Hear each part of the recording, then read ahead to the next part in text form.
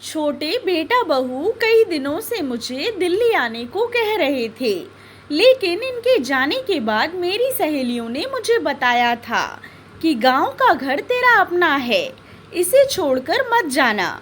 वैसे भी छोटी बहू तेज तर्रार है, उससे तेरी नहीं पटेगी। इसीलिए उनके पास जाने की मेरी हिम्मत नहीं हो रही थी।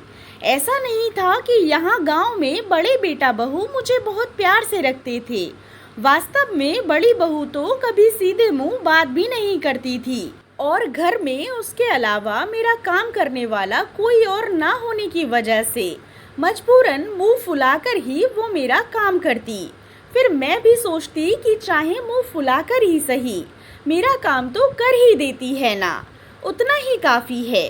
ये घर मेरा है, इसीलिए मैं अधिकार से इस घर में रह सकती हूँ। यही सब सोचकर मैं दिल्ली जाने से कतरा रही थी। पिछले कुछ दिनों से छोटे बेटा बहू कुछ ज़्यादा ही फोर्स कर रहे थे, इसीलिए मैं उनके साथ दिल्ली आ गई। घर में आने के बाद जब मैं बाथरूम में गई तो बाथरूम में वेस्टर्न स्टाइल की सीट देखकर मुझे आश्चर्य हुआ, क्योंकि जब फ्लैट बन रहा था तब मैंने ही जिद करके इंडियन स्टाइल की सीट लगवाई थी। तब मुझे वेस्टर्न पैटर्न बिल्कुल नहीं सुहाता था, लेकिन अब घुटनों के ऑपरेशन के बाद तो यही ठीक लगता है। तेज तर्रार बहू ने मेरी सुविधा का इतना ख्याल रखा, यह देखकर सुखद एहसास हुआ। दूसरे दिन शाम की चाय के बाद सब लोग हॉल में बैठे थे तो प्रिया यानी छोटी बहू ने कहा, मम्मी जी चलिए हम सब मॉल में घूमने चलते हैं, आप तैयार हो जाइए। मैं क्या करूँगी मॉल जाकर, जो हम सब करेंगे वो आप भी करना। नहीं बेटा, मैं घर में ही ठीक हूँ, तुम सब लोग जाओ। आखिर आप हमारे साथ मॉल में क्यों नहीं आना चाहती? प्रिया, यदि मम्मी नहीं आना चाहती तो रहने दो ना, बेटे ने कहा। आप रहने दीजिए, आपको किसने कहा हम दोनों के बीच बोलने को? बेटा मुंह बनाकर चला गया। प्रिया ने फिर कहा, प्लीज़ मम्मी जी चलिए ना। देख बेटा, 75 साल की उम्र में मैं जल्दी जल्दी चल भी नहीं पाती हूँ, तुम में से किसी को मेरा हाथ पकड़ना पड़ेगा। मेरी वजह से तुम लोगों को भी धीरे धीरे चलना पड़ेगा। ऐसे में बिना वजह तुम सबका मज़ा किरकिरा हो जाएगा। और मॉल में वो क्या बोलते हैं, एक्सीलेटर आदि पर चलना भी मुझे नहीं आता। मम्मी जी, जब आपके बच्चे छोटे थे, छोटे छोटे पैरों से तेज नहीं चल सकते थे, तब आप भी उनके साथ धीरे धीरे ही चलती थी ना। बच्चे तेज नहीं चल सकते, इसीलिए क्या आप कभी उन्हें घर में अकेले छोड़कर घूमने जाती थी? नहीं ना। अब हम बच्चों की बारी है, आपके साथ हम भी धीरे धीरे चलेंगे। आखिरकार घर में बैठे बैठे आप भी तो बोर हो जाती होंगी। रहा सवाल एक्सीलेटर का, तो मैं हूँ ना, आप बस तैयार हो जाइए, मुझे अभी बहुत काम करने हैं, अब ज़्यादा खुशामद मत करवाइए। इतना कहकर प्रिया जल्दी जल्दी किचन में चली गई। बेटे ने कहा, सॉरी मम्मी, आप बुरा मत मानिए, क्या करूं? प्रिया स्वभाव में थोड़ी तेज है, आजकल तो उसकी जुबान कुछ ज़्यादा ही कड़वी हो गई है। बहू की प्यार भरी डांट से मेरी आंखें भीग गईं।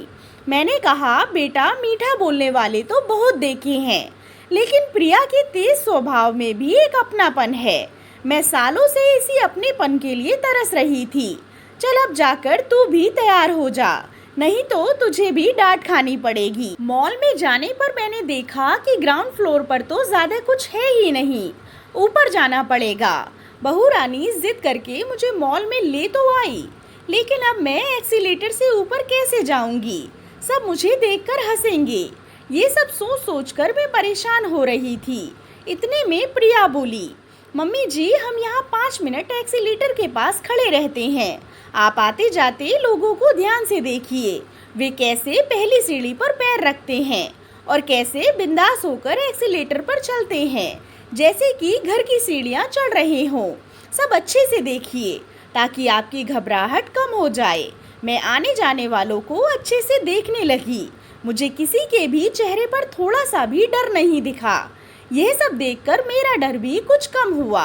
प्रिया ने कहा, मैं आपका हाथ पकड़ कर रखूंगी, आप बिल्कुल ना घबराते हुए मेरा हाथ पकड़ कर रखिए। चलिए, क्या अब आप एक्सीलेटर पर चलने को तैयार हैं? हाँ ठीक है। ऐसा कहकर मैंने प्रिया का हाथ कसकर पकड़ लिया।